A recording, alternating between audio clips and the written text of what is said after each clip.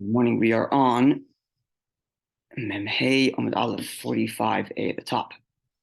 It'll be the second page in that packet. Firstly, just Rabbi emailed me a correction to yesterday's class, a slight correction. So we said yesterday, the Gemara suggested at one point that perhaps we should compare the law of Egla Rufa to the law of judgment as a whole, and that's how we conclude, according to Rabbi, that we need 5. Right? The Gemara rejected that because we're not comparing Egla Rufa to other rulings, and the number of judges in Egla Rufa must be derived from the verses of Egla Rufa themselves. But that's what we said yesterday. So I had said that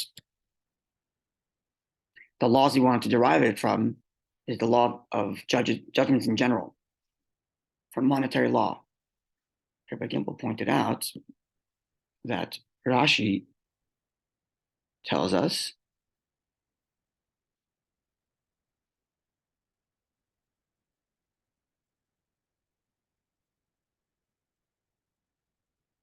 that the law we were suggesting to derive from is not the law of judgments in general, but the law of when the Beth Din, when the High Court has to bring an offering because they instructed the Jewish people to do something incorrectly, and then they bring a special offering, par helam davar. They bring So the question is, how many of the people of Beth Din have to lean their hand on the animal, right? That's the case with offerings, sin offerings, or most offerings actually, where the owner, the person who's offering the offering, puts his hand on the bull and let's say a certain confessional. So in this case, it's the High Court. So how many people have to go there and do that? And there's Rabbi Huda said it has to be 5. So as opposed to, as I had suggested, that Rabbi Huda was, the Gemara is suggesting comparing it to just in general how many judges there are, which indeed there is a dispute as to how many judges you need for monetary law, 5 or 3. And it actually falls in line very much with what we were saying yesterday, in that Egla Rufa is not to be compared to normal offerings. Normal sin offerings are offered in the temple. Egla Rufa is cast away, and if we don't, not to compare. So it still falls in line with our thinking. Just there's a different source that we were suggesting to be compared, which the Gemara ultimately rejects. Okay, so that's just that small correction. Okay, so let's go back. Let's go forward in the Gemara. Can you find that where in Rashi? There's a good Rashi's comment, yeah. When I prepared the Gemara, I prepared it with Rashi, but for some reason that slipped. Rashi's, you don't learn Gemara without Rashi, right? Sorry? Happens to the best. To miss a Rashi. Not the first time it happened, but maybe the last, hopefully. Okay, so we're on top of Memhei Amud Aleph 45a. And it is 1, 2, 3, 4, 5, 6, 7 lines on the top of the page. The last words there you can see, it says,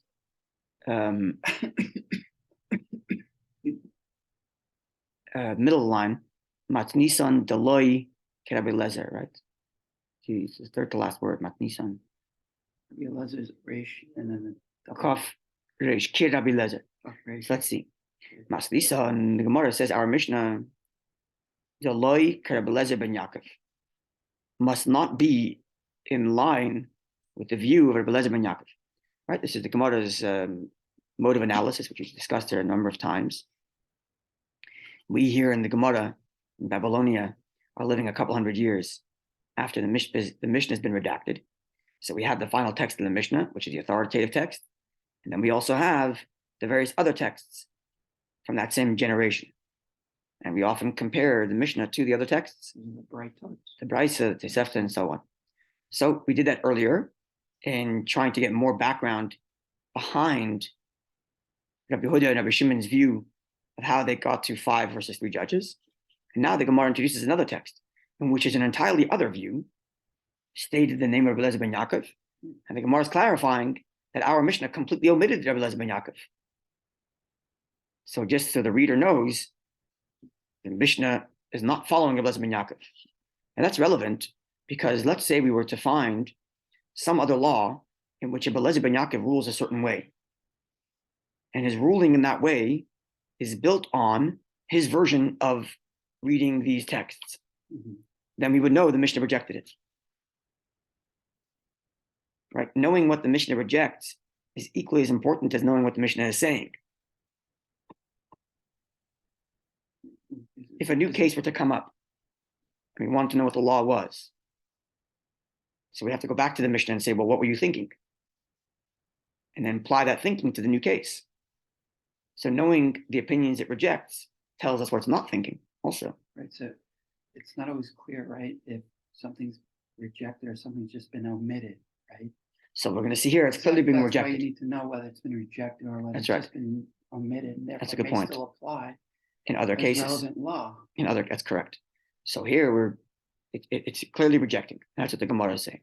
Okay. So Masnis in our Mishnah, the Leker Rabbi Eliezer ben Yaakov does not follow the view of Rabbi Eliezer ben Yaakov. The Tanya, for we've learned. Rabbi Eliezer ben Yaakov says, right? The verse said, your elders and your judges shall go out to measure.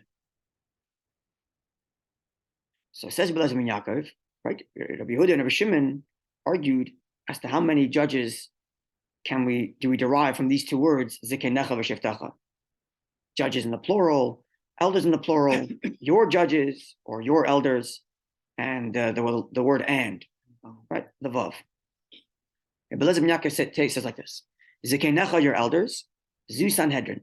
This refers to the high court. Sheftecha, your judges, is not another description of the same people, but zemelach v'kohen gadol. This refers to the king and the high priest.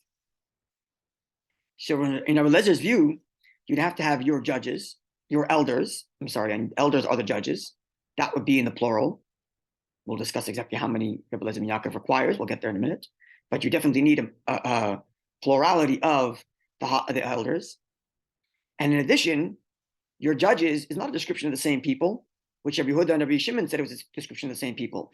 Just to tell us that it's not the lower court, it's the higher court. It's not 2, it's 5, whatever it was.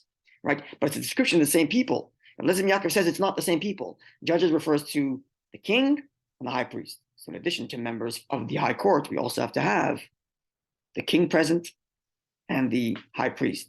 Now imagine this proceeding in Rabbi Eliezer ben Yaakov's view. An unresolved murder, and who shows up?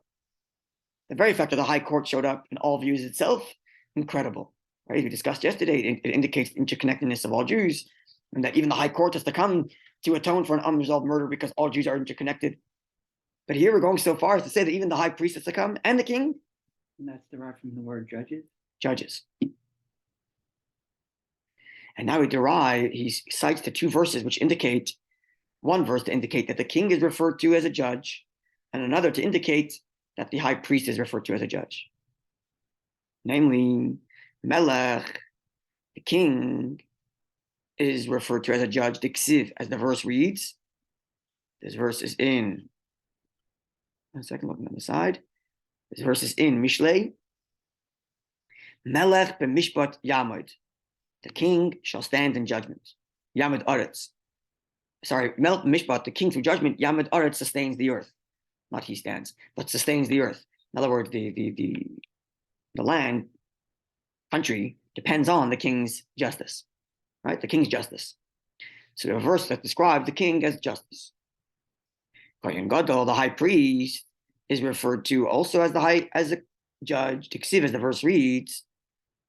This is a verse in Chumash, but where is it in Chumash? This verse is in Devarim, where there it says, Ubasa lakoyin halavim, you shall come to the priests, to the Levites, and to the judge, asher beyond its big gomer, that will be in those days. So the verse is talking about the fact that when a question shall arise, and you have an issue, you need to resolve an issue, you should go to the king. You should go to the Kohanim and the priests and the judges of that era, and the judge of that era. So we see that priests are referred to as judges that you can ask questions to. Sorry? Seems like it says you go to the priests and the judges of that era. It seems like it's an or. It seems different. Yeah. It actually doesn't comment exactly on this. It sounds like they're the same. Rashi does not comment on this. But that's what it seems to me. That because the verse is putting them together, as if like the Kohen is also someone you go to when you have an unresolved issue. So we see that Torah is referring to him as a judge. Like they're equated. Yeah. And thus the judges refer. So therefore, in Rabbi Eliezer ben Yaakov's view, in addition to the high court, you need to have the presence of the king and the high priest to measure this unresolved murder to the closest city, to begin the process of the Agla Ruf. Now, end quote from this Mishnah text. Now the Gemara's commentary. Again, how do I know it's the Gemara's commentary? That's in Aramaic. Because now the next words are in Aramaic. That's right. And the words are, Iboyalahu, he inquired of them. I've noted this a number of times, that when the word the Gemara uses to introduce a question tells us the kind of question it is and what the questioner was thinking. And at what level? That's right. So sometimes the questioner actually has a point he's trying to make. And many times the commentaries in the Gemara will spend time thinking, what was the Makshin thinking? What was the questioner thinking? And if that's the case, then the Gemara will introduce the question with the word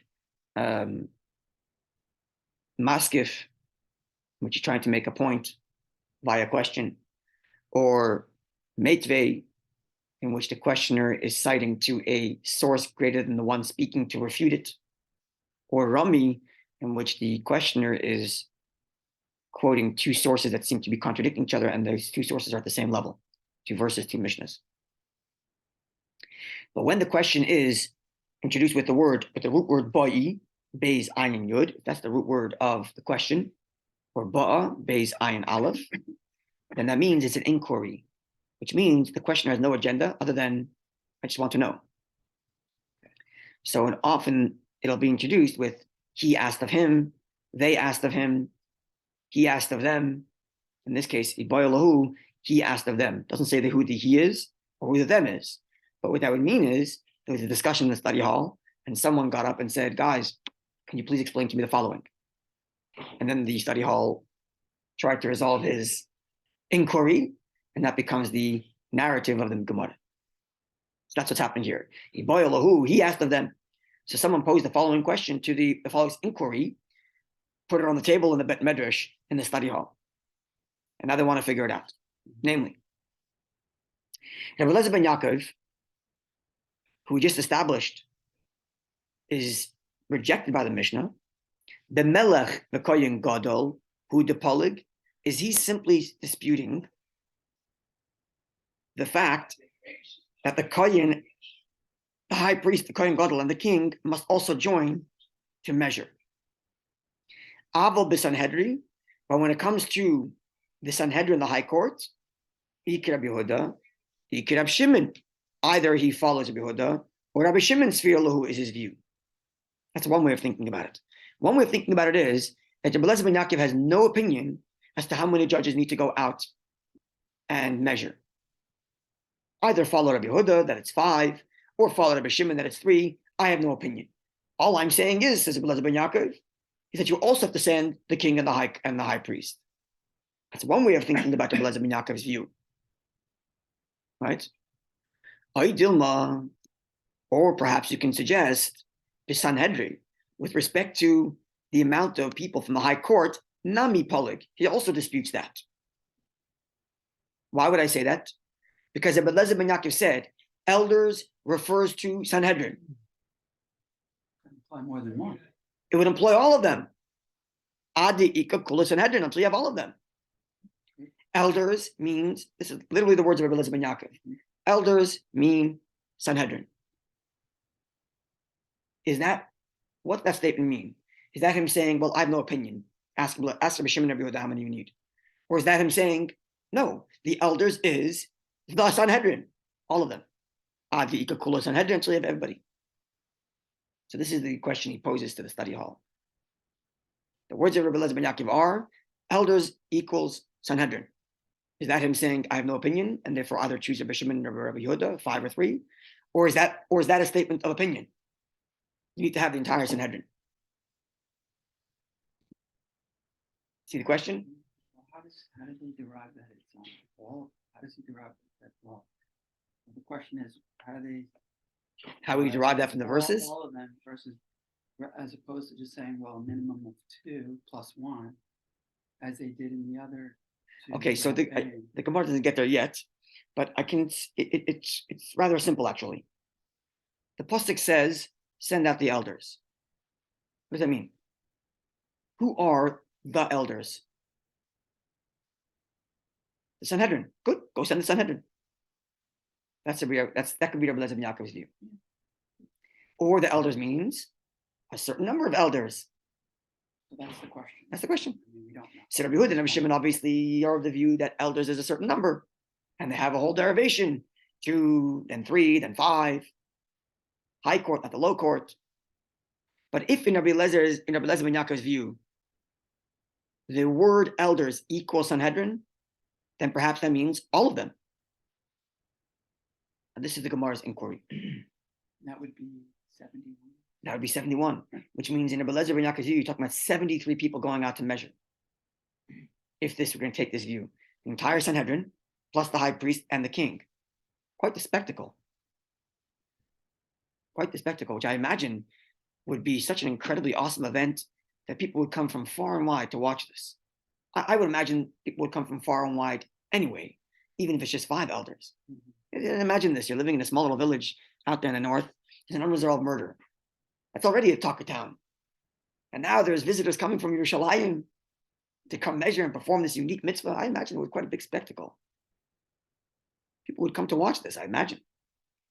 And especially if the king is coming out, the high priest is coming out, and 71 elders. It's a huge scene. Big wigs. The big wigs are out there, yeah. So I imagine. Okay, so to resolve this, the Gemara is going to take us on a little bit of a route in which we discuss a scenario in which the 71 elders, or some of them, are out of their court at all. Is there such a thing that the court is allowed to leave at all? And what are the circumstances of that? And then from there we can derive whether or not we can conclude that 71 elders would all leave the high court. I mean, the high court chambers is empty. There's a special chamber in the temple, Lishkas HaGazis, a room that was half in the temple, half out of the temple, right. And the half that was out of the temple is where they sat. It would remain empty if we're going to go with this view. Right. Has that ever been done? Is there precedence for that? Right. Can we find precedent for this notion that the entire court empties out? And that might help us resolve. That's the direction we're going to go now. So let's see. Rav Yosef says, Tashma, come and listen. These words, Tashma, is the way in which a sage from Gemara's era would introduce a text from the Mishnaic era to make a point. Which means come and listen. Right? Come and listen to this. See if this can help us. Quote, Matza'an Zaken Mamra, Abe Pagi. If they find a rebellious elder within Jerusalem. Now, the law of the Zaken Mamre is as follows: rebellious elder, without getting into all the details, the basic law is like this. If there is a scholar, an elder, elders we're constantly referring to as scholars. So there's a scholar of some sort coming from wherever town, and he has an opinion, and he brings it to the court, and they tell him, sorry, your opinion is wrong. Mm-hmm. And finally, it makes it to the high court, and he's told you're wrong, and he still goes ahead and instructs in accordance to his view against the view of the high court. This is considered a rebellious elder.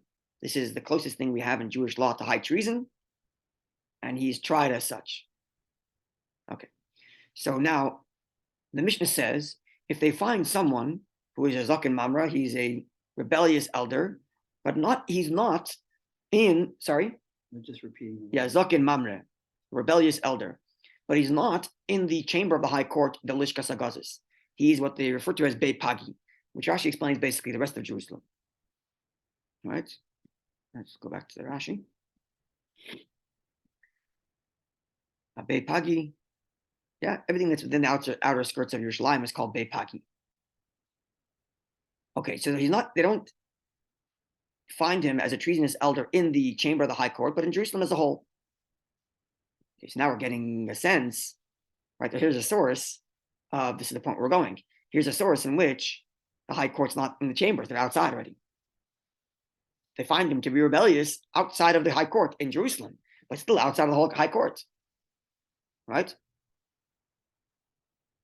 With me? You're talking about one judge. No, but the high court, finds him treasonous. Okay. But where do they find him treasonous? In Jerusalem, not in the high court. Ordinarily, this elder rebellious is dragged to the high court and he's made to be told you're wrong in the high court, in the chamber. In this case that the Mishnah is presenting is they found him to be they've confirmed him to be a rebellious, but not in the chamber, outside in Jerusalem. So here we have a scenario in which the high court is not in the chambers; they're outside, not outside. But is that what it means? Maybe they just found him guilty. No, that's what it means here. We're gonna in their court as he was. No, they found him outside. We're going to see in a second. Okay. And the Gemara is going to explain why the law doesn't apply because it has to be in the court. And then the Gemara is going to get into, well, why would they have the court to begin with? So let's see. Okay. So again, so in Zakan Mamra, they found a rebellious elder to be guilty of rebelling Abe Pagi out in Jerusalem proper. Vihimra Alein, and they've found him to be a rebellious. Right? They found him guilty of rebellion. But it wasn't in the chamber of their court, the Lishkas Hagazis. So Yachal, you might suggest, continues Mishnah's text, Tehei Hamarasai, let their verdict of guilt, Himra, let it be considered that he is indeed a rebellion, and thus he should be tried as such and so on. Talmud Sotah comes the verse and says, that you have to get up, take this rebellious elder, and bring him to the place. End quote from the verse. Melamed, this teaches us, says the Mishnaic text, Shamakim Goyim. It's the location that causes this law to take effect. And thus, it isn't enough that the elder be found guilty of rebelling. He has to be found guilty of rebelling in the spot of their chamber. End quote from the Mishnaic text. This is what Rabbi Yosef introduces to the discussion. Rabbi Yosef found a text in which the high court is found to be out of their chamber. Because the Mishnah discusses a scenario in which they try and find guilty a person of rebelling while they're not in their chamber. And the Mishnah tells us that this kind of rebellion doesn't constitute the law of the unique elder rebellious because it's not in the place. And the verse says you got to take him to the place. Yeah? That's how you can try him and find him guilty when he's not in the Sanhedrin, but in the place where he... The law, okay, let's be clear. The law of the elder doesn't apply because they aren't in their place. Okay. Right? But the Mishnah still acknowledges that there is a possibility of the high court not being in its place. That's the point. When they're not in their place, the law of the rebellious elder doesn't apply. So if they found him guilty outside of their chambers, the law of the rebellious elder will not apply. But still, the Mishnah still acknowledged that there's a possibility of the high court not being in the court. So perhaps then, yes, we can get all 71 elders to leave their court. Is this a jurisdictional issue? Outside their jurisdiction? No, their jurisdiction is outside of Jerusalem. The question is, are they physically allowed to leave the room? Are they physically allowed to stand up and walk the room? It's not a question of jurisdiction. It's a question of, are they allowed to leave the room? If they have to go measure, they have to get up, travel up to the north, wherever they're going and doing it, right? Are they physically allowed to leave? Yeah. We're going to see in a moment. It's not so simple. I misinterpret some of the language. Right. We mean literally physically the spot, the geography. Got it. Okay. Yeah. Which is what we're trying to prove. Correct. Using this as an example. Exactly. So even though the law of the rebellious elder does not apply, because Torah says that the rebellious elder can only be tried in the location geographically of their court. But nonetheless, we still have acknowledged that it's possible for the court to not be physically in their chambers. Why would they be out of their chambers? And how many of them left the chambers? Is it all of them, some of them? And as we see, are they even allowed to leave their chambers? And that's why Rabbi Yosef is going to conclude it must be they left their chambers because they're doing a mitzvah. Which mitzvah would all the judges be leaving their chambers for? The Egla Rufa. So Belezer ben Yaakov could be of the view that all 71 are going out to measure. This is where we're going. Okay. Yeah? Let's begin. We'll finish. We'll do a few more lines, but we're going to continue the journey tomorrow. So, end quote from that Mishnah. Now comes Rabbi Yosef and says, let's analyze this story here, where the Mishnah said that the entire court, or at least whatever, the court, the high court found a rebellious elder to be guilty, but they found him to be guilty. They tried him and found him to be guilty, not in their chambers, but outside, somewhere in Jerusalem. Abei Pagi in the language of the Mishnah. So Yosef says, let's figure out what's the story here. How many judges left and why did they leave? Why did they leave their chambers? So it says Rabbi Yosef, the Nofakama. How many left? How many left the chambers? Who's asking this? Rabbi Yosef. Okay. Rabbi Yosef is the one that introduced this to this. Introduced this whole. Someone asked an inquiry. Rabbi Yosef says, come and listen. I'm going to tell you what I think based on this text. Okay. Right? So Rabbi Yosef is now analyzing the text to try to answer the inquiry. Okay. Yeah? Yeah. So, Tanofa Kama, how many judges left this chamber? Ilema, should you suggest, Dinofik Miksasan, that only a portion of the judges left the chambers and there's still a bunch behind, 10 of them, 5 of them, whatever. Dilma, perhaps, Hanach, those other judges that are still behind in the chambers, the Ika Gavai, that are still back there, Kavaseis Virlu, actually agree with the elder. In other words, like this. In order for a rebellious elder to be found guilty,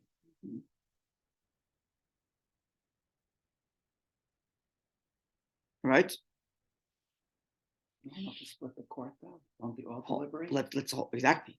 They all must be there, right? So exactly, because if only some of them did, and those some say, "Oh, you are wrong. You're rebellious," and maybe the guys back in the court are going to agree with this young guy, with other elders. Sorry, exactly. It's a vote. Ella, therefore, rather, sheep that's clear, the nafakulu, that all of them left. All the judges left the chambers and are hanging out somewhere in Jerusalem. And they all tried this elder, and they all came to the conclusion he's rebellious. And yet the law still doesn't apply because they're not in their chambers. But nonetheless, they must have all been there. Otherwise, this whole thing wouldn't have started. Then the question becomes, ulamai, why would they leave? Why would they leave their chambers? It has no effect. Why do it? Why are they even found out of their chambers? If they're all left just to tend to their own matters. All 71 elders left the chambers to leave for their own matters. Are they even allowed to do that? But the verse reads, agan hasar al hamezeg. It's a verse in, let's see where it is. The verse is in Shir HaShirim, which says your leaders who find themselves in a semicircle, which is the elders, should not be missing the dilution rate of wine. Today we have wine that's already pre-diluted. In the old day, you got wine from the vat and you had to dilute it. And you diluted it into 1/3. So the verse says poetically, your leaders in the semicircle should not lack the dilution rate, which means at least 1/3 must be there. At all times. Right? Which leads us to conclude, if one of the elders must go leave the chambers to tend to personal matters, if 23 are being left behind, kenegets and hediktana corresponding to the number of a minor court, then he's allowed to leave. But if he's the 23rd judge stuck behind, he may not leave. Okay. So if that's the case, then when all these elders left, when all these judges left their court chambers to find this rebellious elder, which the law doesn't apply because they weren't in their chambers. But the fact that they were there could not be for personal matters, because by personal matters, by law, they cannot all leave. There must be at least 23 behind. Ella, therefore, rather, Shita is clear, the Dvar mitzvah, that they all left because the mitzvah requires them to leave. And Lamai, what mitzvah would all 71 elders be leaving for? Says Rabbi Yosef, Lav, is it not the case? Lemedidas agala. They all left to go measure the distance of the city to the mystery murder. And thus, this must be the view of Rabbi Ben Yaakov. Because in Rabbi Shimon's view, in Rabbi Huda's view, all 71 wouldn't have gone. It would only been 3 or 5. So if we have another text which tells us that there's an acceptable scenario in which all 71 judges left their chambers, we must conclude they left for a mitzvah. Now, what mitzvah would they all be leaving for? It must be they're leaving to measure the Egla Rufa, and that's the view of Rabbi Ben Yaakov. So Rabbi Yosef introduces this text to come to the conclusion that Rabbi Ben Yaakov is actually disputing not just the question of that you have to have the kohen and you have to have the king, but you also have to have all 71 elders. Imagine that if this is the view, it's not the halacha, but that would be the view. Besides for the massive spectacle, the temple would be empty of all leadership. Yeah, it just tells you how far we take this idea we talked about yesterday, that the leader's responsibility can't just be stuck in his ivory tower and instruct. There's an issue, you got to get down there, guide, bring atonement, as this whole process is. And I'm sure the people of the city are all, in shock. And perhaps even like the morale of the city has been dropped because, oh my gosh, there's a mystery murder outside of our city. What's going on over here? So they come and say, don't worry, Hashem is atoning for you, right? That's the whole process here. In this view, that would be all the elders, the high priest, and the king come there to raise the spirits of the people of this town, to bring atonement. What an incredible nice idea. Even though, as we're going to see tomorrow, the Gemara is going to reject it. But it's still a nice idea. The Gemara is going to reject it, but then the Gemara is going to introduce another text which actually supports it. So there's going to be at least one view that does maintain that all 71 elders and the king and the high priest have to go out to measure the Yegla Rufa.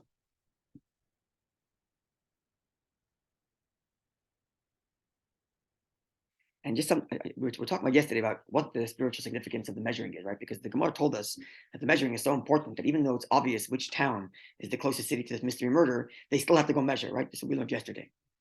So we're thinking about what's the value.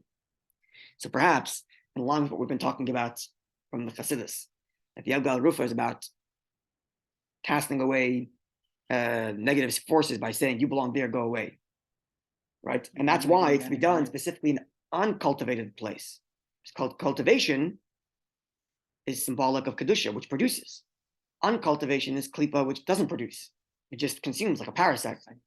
And there's perhaps the idea of measuring from the city, as if to say, this is the place of holiness, a cultivated city. And look, there's a whole distance to a place where it's not cultivated. And this mystery murder does not belong in the cultivated city here. The negative doesn't belong in the kedusha. So it's not simply, as the halacha is, to measure to see which place is closer, but actually to measure and indicate that there's a distance from the spiritual sense. If the whole idea is to cast it away, so maybe the distance is not only to find out which one's closest, right? From the halachic level, the reason why you're measuring is to see which city is closest. Right. That's just the practice. Right? But the Gemara told us that even if we know which one's closest, you still have to measure. For what purpose? So there's a significance in measuring. In measuring. So I'm suggesting perhaps the significance is not only to see which city is closer, but actually to indicate that there's a distance between the city and the mystery murder. As if to say, the city is a place of holiness where life is cultivated. And this mystery murder is distant, it's away. We're measuring it to show a distance. Not to show the closeness, but to show the distance. So even when we know which city is closest, we still have to measure to indicate the distance. To acknowledge the distance. Exactly. Which is part of the process of some significance for the klipa. That's correct. To indicate, klipa is there, we are 20 feet away, 100 feet away, 1,000 feet away. This city is not a place of klipa. We're measuring to indicate the distance, not to indicate the closeness.